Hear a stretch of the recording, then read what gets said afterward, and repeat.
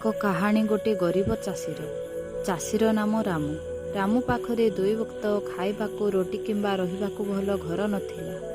ରାମୁ ପାଖରେ କେବଳ ଗୋଟିଏ ଛୋଟ ଜମି ରହିଥିଲା, ଯେଉଁଥିରେ ସେ ଚାଷ କାମ କରୁଥିଲା, ତାହା ପୁଣି ବର୍ଷା ଭରସାରେ। ହେ ଭଗବାନ, ଏଥର ବି ବର୍ଷା ହେଲା ନାହିଁ। ଏକମାତ୍ର ଚାଷ ହିଁ ମୋର ସାହାରା।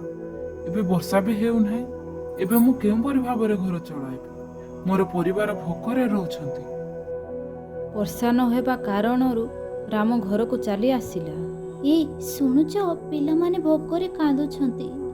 ରାମ ଶୁଣି ନିରାଶ ହେଲା, କିନ୍ତୁ ସେ ଅସମର୍ଥ ଥିଲା। ପରିଶ୍ରମୀ ଥିଲା, କିନ୍ତୁ ଭାଗ୍ୟରେ ସାଥ ଦେଉନଥିଲା। କେବେ ବି ସେ ଚୋରି କିମ୍ବା ଡକାୟତି କରେ ନାହିଁ। ଏକ ଦିନ ରାମ ନିଜର ଘରକୁ ଯାଉଥିଲା। ବାଟରେ ତାକୁ ଏକ ସାଧୁ ବାବା ଦେଖାଦେଲେ। ସେ ବହୁତ ଶୋଷରେ ଥିଲେ। ଶୁଣ ଯୁବକ, ତୁମେ ମୋତେ ସାହାଯ୍ୟ କରିପାରିବ? ହଁ, କୁହନ୍ତୁ, ମୁଁ କିପରି ଭାବରେ ଆପଣଙ୍କୁ ସାହାଯ୍ୟ କରିପାରିବି? ମୋ ଦ୍ୱାରା ଯାହା ସମ୍ଭବ ତାହା କରିବି। ମୋତେ ପାଣି ପିଆଇ ଦିଅ। ରାମ ନିଜ ଘରକୁ ଡାକି ଆଣିଲା ଏବଂ ପାଣି ପିଇବାକୁ ଦେଲା।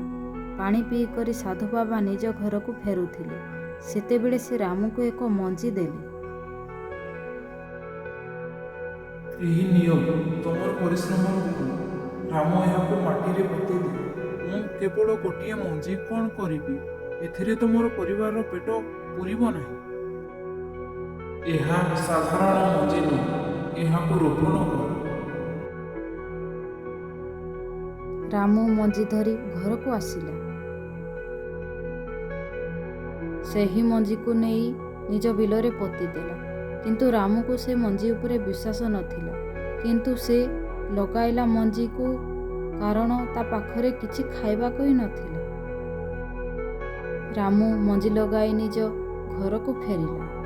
ସେହି ଗଛ ବଢ଼ି ଚାଲିଥାଏ, ଆଉ ବଢ଼ି ବଢ଼ି ବଡ଼ ଗଛରେ ପରିଣତ ହେଲା।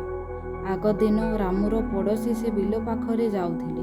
ସେ ରାମୁର ବିଲରେ ବଡ଼ ଗଛ ଦେଖି ଚମକି ଉଠିଲେ। ରାମର ବିଲରେ ଏତେ ବଡ଼ ଗଛ, ତାହା ପୁଣି ସୁନା। ଏହା କହି ପଡ଼ୋଶୀ ସେଠୁ ଚାଲିଗଲେ। ଏ ରାତିରେ ରାମୁର ବିଲରେ ଏକ ଉଜ୍ଜଳ ଆଲୋକ ଦେଖାଗଲା, ଆଉ ଛୋଟ ଗଛ ବଡ଼ ଗଛରେ ପରିଣତ ହେଲା। ଆଗ ଦିନ ରାମୁ ନିଜ ବିଲକୁ ଆସି ଦେଖିଲା। ସୁନାର ଗଛ ଦେଖି ବହୁତ ଖୁସି ହୋଇଗଲା ଓ ନାଚିବାକୁ ଲାଗିଲା। ଗଛ ରାମୁର ଭାଗ୍ୟ ବଦଳେଇ ଦେଲା। ରାମ ବଡ଼ ଘର ଏବଂ ଖାଦ୍ୟପାନୀୟ ସବୁ ମିଳିଲା। ରାମ ଏବେ ସବୁ ସମସ୍ୟାର ମୁକ୍ତି ମିଳିଲା, କିନ୍ତୁ ତାର ହୃଦୟ ଏବେ ବି ବିନମ୍ରତା ଥିଲା। କିଛି ଦିନ ପରେ ସେହି ଋଷି ଆସି ରାମୁର ଘରେ ପହଞ୍ଚିଲେ। ସେହି ଘର ପାଖରେ ପହଞ୍ଚି ଭିକ୍ଷା ମାଗିଲେ। ଭିକ୍ଷା ଦିଅ, ଭିକ୍ଷା ଦିଅ।